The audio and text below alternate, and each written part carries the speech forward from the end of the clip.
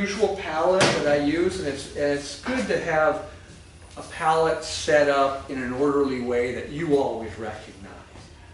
That's good for you, that you feel comfortable with, because you don't want to be hunting around for your paint. You want to know where they are all the time. And I use this in my classical painting, but I also use it when I do alla prima, or I do it, or when I'm doing landscape painting. And it was just this weekend out in the desert doing some plein air painting, and I still lay out my palette like this. For plein air or for figure painting, there's some slight differences. You want to use a higher chroma when you're doing plein air painting, for example. You don't want to be using like a cadmium hue. You want real cadmium. But anyway, the way I have this set up is I have my warm axis and my cool axis, and I also have opaque, transparent. Well, this is semi-transparent or transparent. And then I have opaque, transparent, semi-transparent, and this is actually the cool version of the burnt umber and raw umber. But what makes this good is this also goes from, not only does it go from opaque to transparent, it also goes from warm to cool. So temperature is really, really important. It's really something you want to start thinking about right away, even the way you lay out your palette. So I have a warm blue and a cool blue, which is opaque and transparent. So you can do a lot of things. You put these two reds together and you can make just about any red there is. Somebody wrote me before asking about whether they should be using transparent red oxide or burnt sienna. So I have here's 5 different burnt siennas from 5 different companies, and they have 5 completely different characteristics. And then this is the transparent red oxide, which is, and each one of these, like I have Williamsburg's, Blick's, Grumbacher, Mussini, and Michael Harding. This is also Michael Harding. And I have here like the number. So each color usually has a code number on it. You just look for that. This is PR. P stands for paint. R stands for red. PR 102.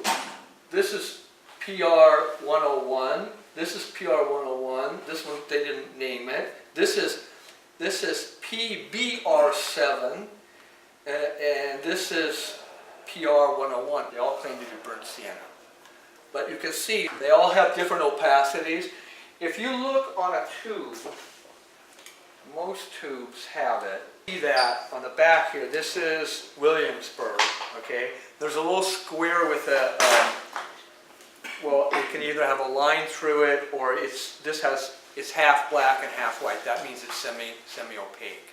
So it usually will tell you on the tube, that tube, whether it's transparent, semi-transparent, semi-opaque, or opaque. An outline of a box, it's transparent. If it has a slash through it, it's semi-transparent.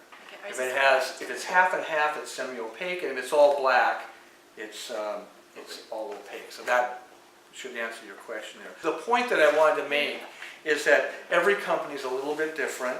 I actually prefer the cheaper Blick's brand here than than the expensive Williamsburg, because it's a little bit more transparent and it's a little redder. When you think of colors, think of what makes up that color. So there's a lot of red and yellow in there, right? So if we're going to be mixing that with green has a lot of yellow and blue in it. I don't know if that makes any sense, but that means you don't want to use one that has a red that has too much blue in it, because you already have the blue from the green when we mix it. But you'll understand better what I'm talking about later.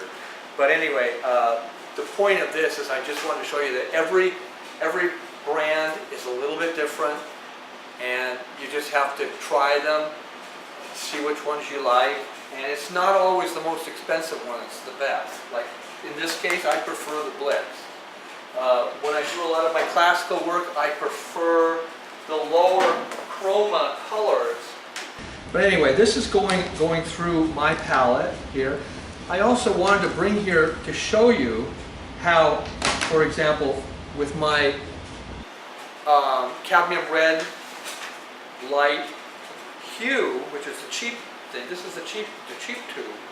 This is probably $3, and this is Old Holland is probably about $40. Okay, and because this is true cadmium and it's an expensive brand, but this has a real high chroma. And when you're doing skin colors, you want a tint of red. You don't want to have super strong red. You don't need it. If you're doing a red garment, yeah, you might need the high chroma, expensive color. So this is just two examples of cadmium red light. For my classical course, I also recommend vermilion, but that's even more expensive. A tube of that can cost $100.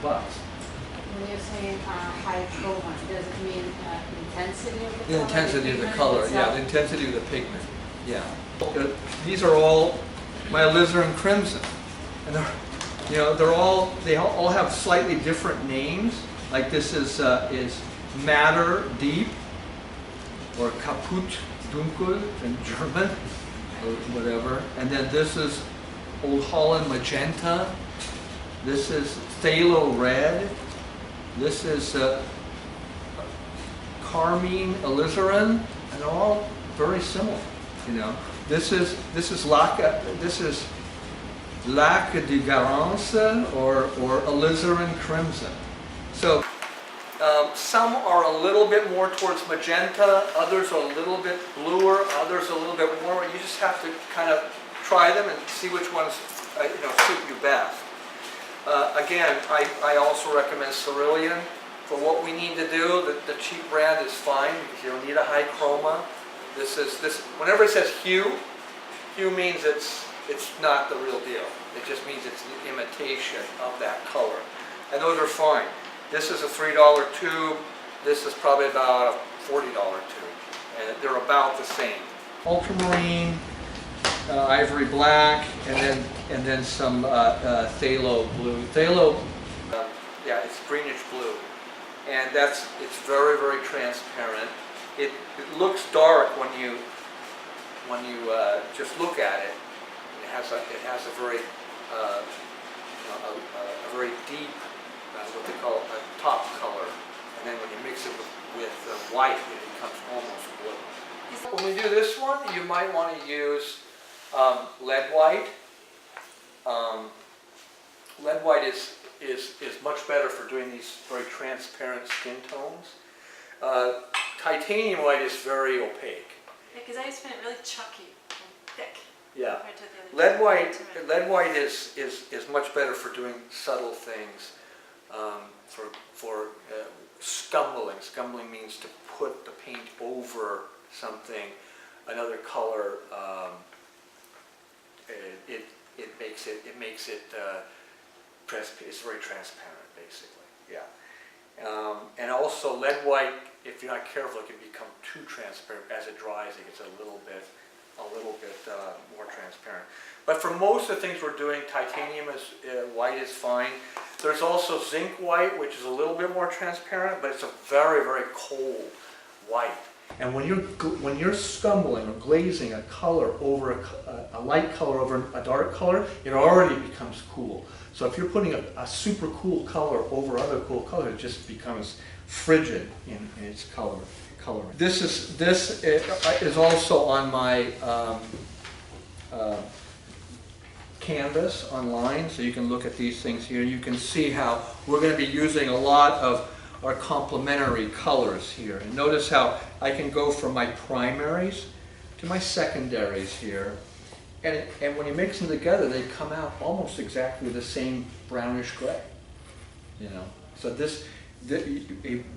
when you're doing alla prima, you want to always be thinking about deadening your colors, not with black and white, although you can do that, but you want to deaden your colors by going to its opposite. And I recommend that you get a color wheel like this. It can be really helpful, and you can see that this is the opposite of this. This is the opposite of that, and it's usually the best way of creating you know, well, I don't have any good examples here, but getting good chromatic grays, and chromatic grays means you're not just using a gray, but it's a colorful gray, and that always will make your painting much more interesting.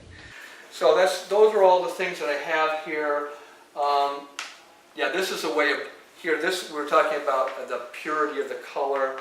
So this is the the highest chroma is when it comes out of the tube, and as you add gray, it loses its chroma. So.